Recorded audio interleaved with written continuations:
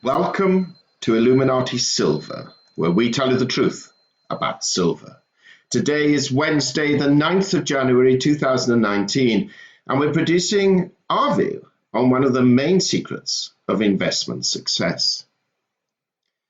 We're all aware of today's success stories. The billionaires who appear in Forbes and Time magazine are constantly quoted by Bloomberg, Reuters, and other news agencies, and are frequently interviewed by CNN, MSNBC, Fox, the BBC, etc., etc. We're all aware of those who made phenomenal wealth from just starting up a small business, from humble or modest beginnings, such as Richard Branson, Bill Gates, Mark Zuckerberg, and Jeff Bezos, to name just a few. We're all aware of those successful investors like the Buffetts and Soroses of this world, and those hedge fund managers who retire at the age of 40 because of vast wealth they've created for themselves. We're also aware of those born into money and have used that money to leverage even more, like the Rothschilds and Rockefellers, and those who have more recently inherited and grown great family wealth, such as the Koch brothers, the Walmarts, and the Rousings, and the list can go on and on. Interestingly, in March 2018, Forbes published an article showing those areas from which these billionaires were involved with, which enabled many to either make, maintain, or increase their fortunes. The categories broke down like this. Of the total number of billionaires, 14% came from finance and investments, 11% from fashion and retail, 10% from real estate, 9% from manufacturing, 9% from technology, 9% from diversified, 7% from food and beverage, 6% from healthcare, 4% from energy, and 3% from media and entertainment. But ask yourself, what have all of these people got in common? They operate in different markets and industries. Their backgrounds vary considerably, and they come from too diverse a background to have been created and nurtured as part of some grand conspiratorial New World Order master plan. So, what is the one keyword that links the investment strategy of each of these individuals while they were making their wealth, and perhaps more importantly, since they achieved that wealth? The answer is a much maligned word in today's vocabulary called diversification. What do we mean by this? Well, the simplest explanation is that they have not placed all of their eggs into one basket. For those who initially built their wealth, they certainly did. They focused on a key area. But once they've started to achieve that wealth, then the diversification have set in. In other words, they have placed their wealth into different asset classes, many of which are as follows: stocks and shares, property, bonds, both government and corporate, treasuries and gilts, land, fine art, collectibles, precious metals, esoteric investment derivatives, foreign currencies, cash, and other businesses. Now, of course, the proportion they invest in each will vary according to their history, risk profiles, future financial assessments, and liquidity. There is one thing, however, that you can most certainly bet on. They generally have some of the top financial advisors either working for or advising them.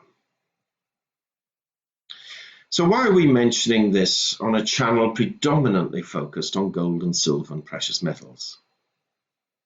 One reason is cautionary, and the other is to engender some optimism. Well, hopefully anyway. Ask yourself the question, why do you buy, collect, stack, and store precious metals, and especially silver and gold? Is it because you like the shiny stuff? Perhaps. Is it because you believe, as the pumpers would tell you, that it's about to skyrocket in price anytime soon, even though the last 8 or so years have proven quite the opposite? Quite likely. Is it because you believe the dollar or sterling or euro or your particular home currency is likely to devalue or collapse, and your gold and silver will protect you against that? In other words, it serves as a hedge? Very likely. Or is it because you fear a financial Armageddon of such proportion that the banks will close and the only thing you'll have to trade will be gold and silver? That too is a possibility. Let's be honest about this. It's probably a mix of all of these reasons. But depending on your own personal circumstances and personality type, the percentage weight attached to each of those reasons will differ between each and every one of us. We would wager that the majority of our listeners, apart from their homes, will own no other property. We would wager that the majority of our listeners do not own stocks and shares, government bonds or corporate bonds, and those that do own very few. We would wager that the majority of our listeners do not own any fine art, collectibles, or other assets which are likely to increase in value over time. We would wager that the majority of our listeners, apart from perhaps owning a little currency for a holiday abroad, will not own a foreign currency in any appreciable amount. We would wager that few, if any, of our listeners own any farming land, unless, of course, they are a farmer themselves. So apart from your pension plan or 401k for the majority, and please note we say majority, not everyone, holdings in any of the above is likely to be minimal. So is this because the majority of our listeners are so poor they cannot afford to invest in these things? That is indeed a possibility, and if that's true, then you really do need to get over to our website in February, when we shall be proposing a number of business opportunity ventures which we believe will benefit a large number of people, regardless of skill and background and wealth. Or is it because we are so fixated in gold and silver that nothing else matters? We suspect this is the more likely, for we would also wager that a fair number of our listeners will have a safe or a cupboard or a hole in the ground full of silver and a fair amount of gold, awaiting that day when prices go parabolic. But is this a sensible strategy? Well, not if you bought your gold and silver early in this decade instead of buying stocks and shares, despite their recent fall in price. Ask yourself the question, if you were holding, let's say, 200 ounces of silver bought at $30 an ounce, so an original investment of $6,000 7 years ago, 2012. So we're choosing a date and not deliberately picking the highest levels. What would that be worth today? The answer is approximately a little over half that, $3,120, if you bear in mind that silver is standing at $15.60. Now, had you invested in a Dow tracker fund or another tracker fund that performed moderately well, the Dow stood at 13,000 on average in 2012, and today, despite its recent fall, it stands at 23,787. So your $6,000 investment would today be worth $10,920, less charges. So for silver, those silver holdings, to catch up to that level from its current level, the price would now have to rise to $54.60 an ounce, 3.5 times its current level. And we've not even chosen the highest silver price you could have bought it at, and the highest Dow price or Dow level that was reached earlier last year, where it would be even worse. Not even Mike Maloney or David Morgan is quoting $54 silver anytime soon. Similar rises have occurred in property in a number of states, admittedly not all, but in a number, and other investment instruments have broadly risen too. Dare we even mention Bitcoin? So what are we saying? Follow what the intelligent and wealthy investors do. Diversify. Yes, you won't necessarily get the highest possible return, but at the same time, you will also avoid being economically clubbed to death by making the wrong individual investment choice. We hear you say, but silver and gold are going to the moon anytime soon, and as long as we hold on long enough, our faith will be rewarded. That's true. But there are 3 points potentially to rebut that. The first, are you certain? Are you absolutely to the core certain that the price is going to rise as high as you think it will? And where is the actual evidence to support it other than perhaps desire and wishful thinking? 2, can you legitimately afford to keep your money there for however long it takes, working on the assumption that it will go parabolic at some stage in the future? Even if it's perhaps another 20 years to hold on for that day, if necessary. And 3, what is the opportunity cost of having left it there and continuing to leave it there? What could you have invested in as an alternative which now could be sold and reinvested today in silver and gold at today's price?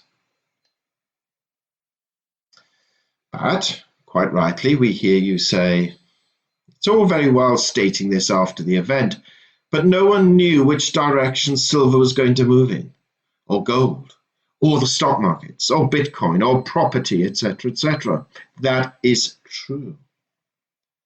Which is why diversification is essential. Do not put all of your eggs into the one basket. Now, we fully admit that $6,000 can only be stretched so far, and frankly, your ability to diversify with this figure is limited. We've got to be open and honest about that. But ask yourself, how much is your silver and gold stack worth? Anything up to $10,000 probably does not matter, unless you were relying on those monies for general living or emergencies. But once you start looking at $20,000 and above, and certainly into the hundreds of thousands of dollars, diversification should start to be a consideration at the $20,000 level, and the larger the investment holding, the greater the level of diversification that should be considered. Now, we're not stating that you should immediately go and sell your gold and silver holdings. Far from it. For those who've held for a long time, you've suffered the declines. Although we are expecting another dip in prices during 2019, we do believe that you are too close to the bottom to justify liquidating those holdings now. We're also not advocating that you rush into stocks and shares or bonds or even fine art right now, as many of these are perhaps still too close to their highs already. What we are saying, however, is to just use this as a cautionary message for future investment decisions. Do not make the same mistake twice. After all, we heard only yesterday that BP has just discovered 1 billion barrels of oil at its Thunder Horse field in the Gulf of Mexico. What do you think would happen to gold and or silver prices if, say, Barrick Gold or Goldcorp or Fresnillo made a phenomenal gold or silver discovery that was unexpected and would add millions of ounces to the already existing oversupply of these metals compared to current demand? What would that do for prices short term or even medium term? One never knows what may happen in the future. Diversify, diversify, diversify. On the positive front, Mike Maloney has contacted his insider clients in the last few days, pointing out that his analysis of the Koch report suggests that gold and silver has one more down leg to run, and then, to quote him, "It's off to the races."